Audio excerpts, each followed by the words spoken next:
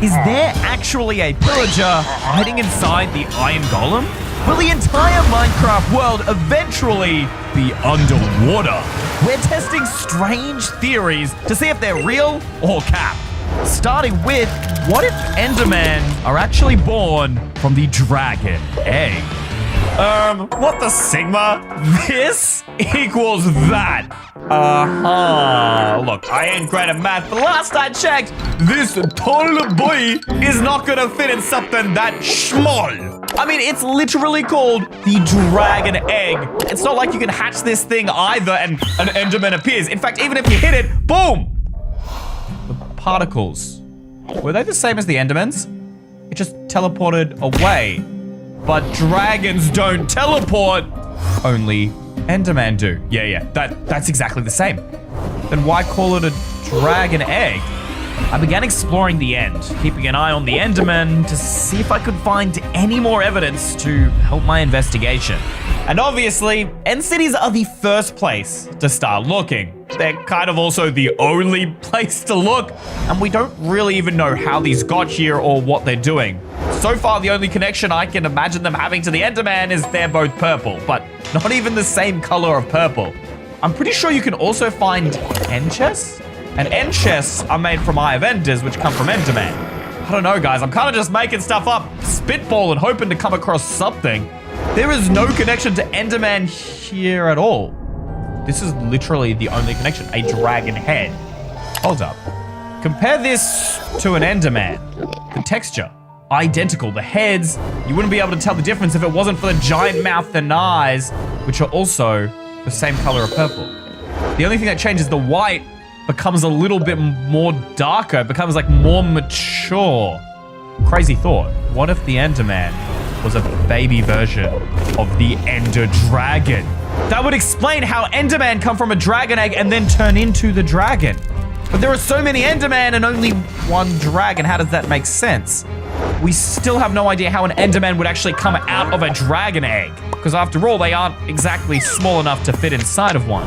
Unless, what if the Enderman isn't the baby, but it's like the teenager? There could actually be an even younger mob to the Enderman. Maybe one that was added in an older version and removed or something? I think I found the answer. After hours of searching, I stumbled on this Reddit with people from 2 years ago trying to solve the exact same theory as us, except they actually did it, or at least they claim to, giving it the name Enderman Evolution. Whatever that means, they agree that Endermen have babies. So there is a smaller form, but what do they look like? Apparently this video is going to tell us what we need to know, including the final form of the Enderman.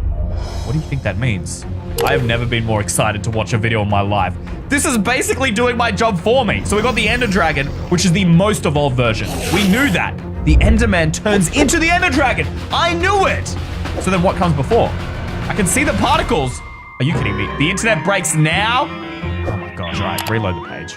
Maybe there's multiple more before it. How many evolutions are there? What if there's something above the Ender Dragon? Come on, I need to know. Again? What? Why does it keep doing that? What if we inspect this page? Does it have a link I can download? Okay, here it is. endermantheory.mp4. Can I download that to my desktop? I mean, it doesn't seem to be loading at all here. No matter what, it stops at that exact point. It's almost like it's not my internet. Maybe the video is corrupted. Okay, look, I'm no master hacker, but I'm pretty sure I can download this video. It's just gonna take a while. I guess it's our only shot and our only lead. And while we wait, is the Iron Golem actually being controlled by a pillager? But Iron Golems are literally made out of blocks with a pumpkin head? There ain't no pillagers involved in that process. And the last time I checked, these two homies don't get along so swell together, mainly because my boy kills the other one. And while he's out murdering pillagers, he's protecting the villagers. Literally, they're sworn enemies. The only connection they have is, actually, I don't know. We're gonna try and figure that out. I mean, their faces? The faces look kind of similar. The nose, the eyes, I could kind of see it. I mean, I feel like the Iron Golem has a face closer to a pillager than it does to a villager. But they've also actually built pumpkin structures before. It's the same layout, look. If you switch that for iron, this would be an iron golem. We don't ever see anything like that ever generate in a village. And the cages, what do they hold? Allays. I swear yeah, they did. In older versions before allays were added, iron golems were what was kept in these cages. I mean, it made sense before because they were the defenders of the village. What about the chest? Hold up, does this have like, I mean, they have pumpkins, clearly, we know that, but what about iron? Okay, so pillagers also have iron. I mean, that's obvious, they have a crossbow, which you need iron to craft. What happens when you kill a pillager? What do they drop? I think the only thing they can possibly drop is the bow. Then what does the iron golem drop? Maybe there's a similarity there? No, there's not. The iron golem only drops poppies from my memory, right? But it cracks. Just like a block would when you break it. But other mobs don't do that because there would have to be something inside. It's a casing, it's a shell. So if we could crack it without killing it, we can see what's inside. Or we could just get an X-ray. And I have the exact book for that. This is the Mob Bestiary, a book by Minecraft that shows us the insides of every single mob in the game. Well, almost every single mob. It's a few years old now, but still, you want to know what's in an endermite? There it is, some sort of purple, squishy enderman heart. And what's the difference between a regular cow and a mushroom? The intestines are literally a maze. In fact, this seems kind of fake, as if it was just made up for children's entertainment, except it's not. That is the official seal of Mojang Truth, so everything in here is legit game lore by the developers. It's for that reason we've used it to solve so many videos on this channel. At this point, you all should just buy the book, and speaking of books, you should buy our brand new comic investigating the Blood Golem myth is available for sale right now on EYstream.store, which we wouldn't actually be able to sell without today's sponsor, Odoo. Point of sale. It's reliable and easy to use, whether you're online or offline. I organized all my merchant minutes and started selling in seconds. It even has self-serve through a kiosk or from your smartphone. Customers can do everything themselves from order to payment. Last week, one of your parents bought 10 shirts and water bottles and automatically got a free sticker pack. Except it was an accident. She only wanted to buy one. Silly mum.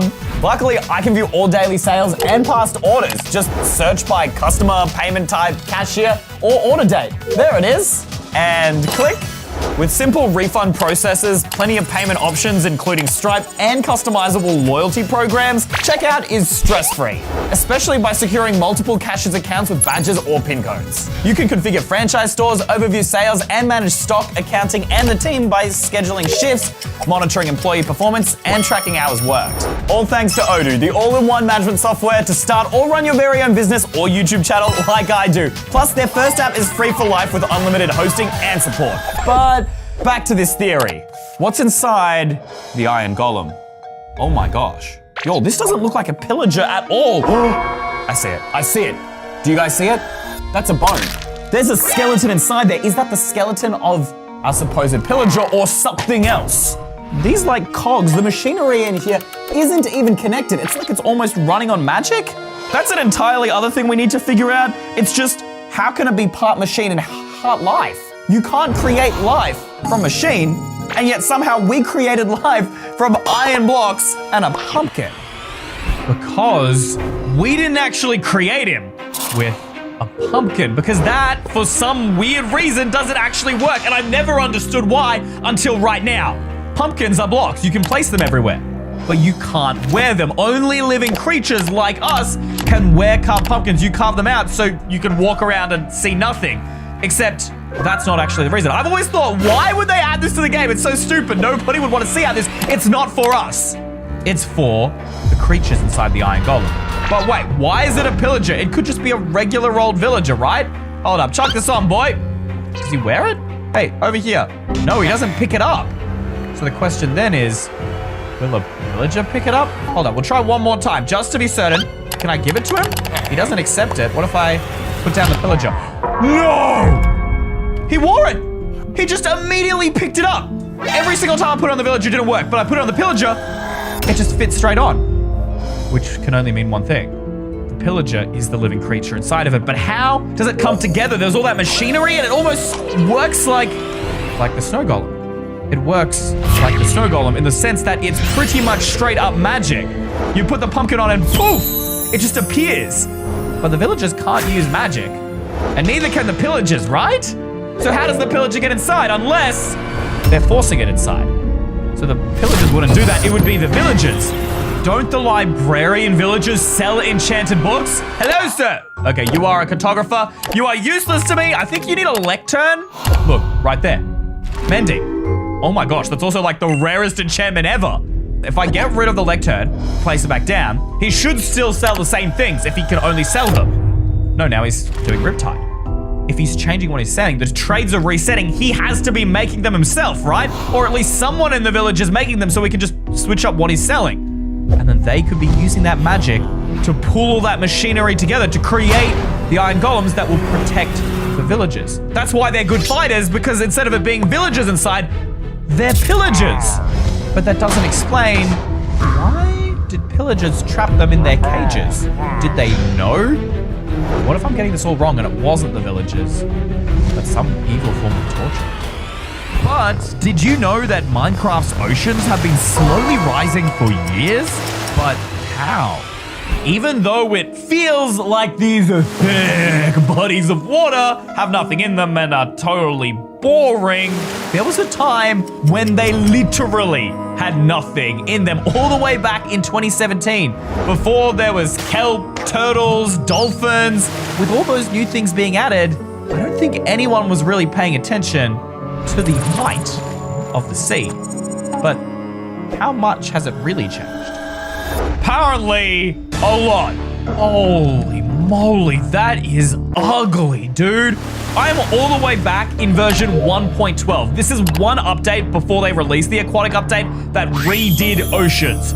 Everything is just this bright fluorescent blue. All there are is squids. That's it. There's nothing else. You can see as far as I go, there is a base deepness for the ocean. That's about as deep as it gets. It doesn't get much deeper no matter where you go to. So from here, if we place a block down and I grab that and I'm gonna swim all the way up to the top, we're gonna measure exactly how many blocks of distance this is. Slash up 1, right click, 33 blocks deep. Already I can feel like our oceans are deeper than that. I'm not gonna even try and find the deepest point in the ocean to make the measurement because this already looks deep enough and I am that confident that this theory is true. There's literally stone in the way. That's how deep this is, all right? So I'm gonna measure from this block here and then we'll do slash up 1. We're gonna make sure it's totally fair. That is 65 blocks, almost double. I mean, I didn't even try and look and find somewhere deeper, but I reckon I could. But the water could have just destroyed downwards. That doesn't actually mean that the ocean is rising. Unless, do y'all see it? Are y'all thinking what I'm thinking right now? Ocean ruins. These structures literally make zero sense.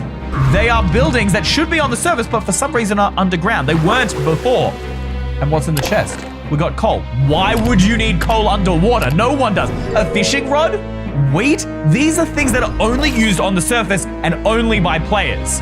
There are stairs. What do you need stairs for to climb up when you are in the ocean? You just swim around. Clearly, this used to be a structure on the surface that has now been submerged underwater by the rising sea levels. But by who? Wait, that sound. The drowned. The drowned! How could I miss it? What if they were the ones who used to live on the surface? They were villagers. And then their villages got sunk underwater, and this is what they turned into. If this is really true and the oceans rose, there should be more than just that to give us a clue. Shipwrecks. They're another piece of that puzzle. I mean, we've investigated these a ton in previous videos, but that's just because there is so much lore and history held beneath these sunken ships, including the loot, which we've confirmed is the loot of players. Players must have used these ships before we did. And some of this loot matches what we found. The coal and the wheat? Does that mean the same people who used or lived in those ocean ruins are the ones that were in these shipwrecks? What if these weren't wrecked from poor sailing or invasion, but actually this ship used to be sitting on land? You can see how close to the surface this was, and the water has just risen up and destroyed the ship, tipped it upside down. But if that was the case, how come not all land is underwater? Well, actually, first off, a lot of it is. The oceans are so much bigger in newer versions compared to the old ones, which would make sense. This would all be stuff that was on land. You can see gravel and dirt and sand when all of these blocks used to only be on the surface. You didn't find them in the oceans in those older updates. Not to mention, they're not the only civilizations underground. I was working on this trail ruins earlier for a different video, and I had a totally different theory, but I'm gonna delete that video now because I just changed my mind. These got here because of rising sea levels. And as the sea levels rose, so did some of the land. This used to be a mountain, and now it just looks like a normal island. That's my theory. And let's check the items. What do we got? Coal again. The same items. I know I'm stretching it. And wheat. Coal and wheat. That's not even a stretch at this point. The same stuff is in all three of these locations. But then, how is the water rising actually? We need to go back there. In real life, water rises due to heat, but I don't really see an increase in heat in Minecraft. Wait a minute. In the ravines. Right here. In every single Minecraft ocean cave, there are magma. And these bubbles, that's because of the heat. Could that be what's pushing the water up? That the inside of the core is heating up? But why? And then magma is made from lava. And lava combined with water makes stone and obsidian. Hold up, is the bottom of these oceans stone? There's stone as the base. Gravel on top, but stone as the base. It's creating more stone here where all that magma is, and that pushes the land up, which keeps at least some of it above the surface, but as it's pushed up, it's consumed these same civilizations, the same ones in the boat, the same in the ocean ruins. Why? I still don't have an answer as to why, and how dangerous is this thing? Is it gonna keep happening? Could this entire world be buried someday? And if you thought that was strange, are the loot chests naturally generated or actually left behind by someone following you? Excuse me, but I think I speak for all of us when I say we don't want someone hiding in the trees, in the shadows, stalking us as we play Minecraft. What is that? Those torches? Where did they come from? Guys, this is a brand new world. I was trying to find evidence, but it seemed out there until I saw... Oh, I'm dumb. I'm dumb. I must have accidentally left the bonus chest setting on, guys, for the noobs. Hold on. Where do these items come from? Someone had to place these here. They can't just appear out of nowhere.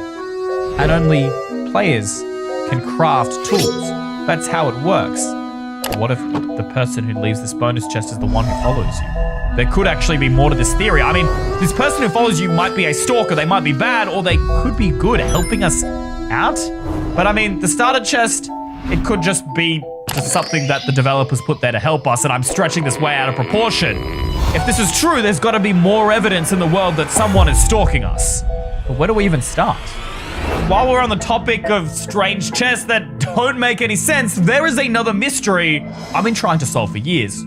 Where does the loot in the desert temple even come from? What if these two theories are connected? Because the chests here are unlike no other you find in the world. They are the only ones protected with a trap that usually a player would design, TNT. What if it's this stalker? What if they put out that bonus chest as a trap? They make it seem like, oh yeah, chests are safe, and then the next ones you find, they kill you. After all, desert temples were the first new structure to ever include chests. That could make sense. But then where else do you find chests? Inside the ocean ruins, inside shipwrecks. I mean, we literally just went through that in our last theory. Don't shipwrecks also have treasure maps? Why would a stalker who's trying to kill us lead us to more good loot? Unless there's a trap at the buried treasure as well, but I don't think I've ever seen anyone die at buried treasure. Speaking of buried, that's not the only place you can find chests. Mine shafts are the other spot as well. Minecart chests, I think? Could they have been left behind by the stalker as well? That just doesn't make sense when we begin to think of our other theories. First off, we just established that these were left behind by players that got stuck in the water due to rising sea levels. And in previous videos, we confirmed that the ancient builders, people in Minecraft's past, were the ones who built these mine shafts and many of the other structures in the world. So it makes sense that chests are in those structures. They've been left behind by those people. And again, why build a temple when you could just put a chest out in the open like they do with the bonus chest? Nothing really makes much sense. I think I'm gonna have to say that this theory is debunked, but that still doesn't explain where the bonus chest came from. What do you guys think? Let me know in the comments below Why do I hear Enderman? Guys, did you hear that? There's Enderman? Oh, I'm stupid. That's the Enderman video. I can't believe we're finally going to get the answer we've been waiting for this entire video. The Ender Dragon to the Enderman. What comes after? The video can't buffer now, right? I downloaded it off the internet. Oh, it's still going. It's still going. What is that? Brother, is that an Endermite? That's the evolution. Endermite to Enderman to Ender Dragon. We waited all of that for this? This can't be true, right? How does that work? Are they really that similar? I have never thought of these to be connected to one another. Look at that. What? The Enderman just massacred the Endermites. Genuinely, I didn't know that that happened. They murdered the Endermites. Why would they do that? They don't attack shulkers and they don't attack the Ender Dragon. Something's not adding up. Why is this the only mob in the end that they attack? Let's get a closer look here. Look at this texture. It's the same texture. It's just like a lighter shade of purple. And then again, when we had that dragon egg earlier, guys, they're just a lighter shade of purple. As it matures, as this entity matures, it gets darker, potentially. But then how are these related if they're literally murdering their children? Why would they murder their children unless... Oh, no way. First off, Endermites would easily fit in that Ender Dragon egg, so that solves that mystery, but the dragon head, it's not here to honor their ancestors or something nice like that. No, this is not a celebration. This is a hate message. This is a head chopped off, put on a ship. The Endermen don't like the Ender Dragon. I'm not 100% sure why, but they don't want to turn into one, or maybe they don't want the Endermites to turn into them. So to stop any future Ender Dragons, they just murder the babies they meant to hatch. That's why it tries and stays in the egg as long as possible. And if the Endermen try and pick it up, it'll teleport away. It's not to stop players, it's to stop the Enderman from killing their own kind because they don't want Ender Dragons. But then, why? What is so bad that they would kill their own children? Thank you to all of these guys for making today's video possible. You're my new favorite EY Mega fans. If you want a shout out, just click the join button below this video, scroll down and click EY Mega Fan.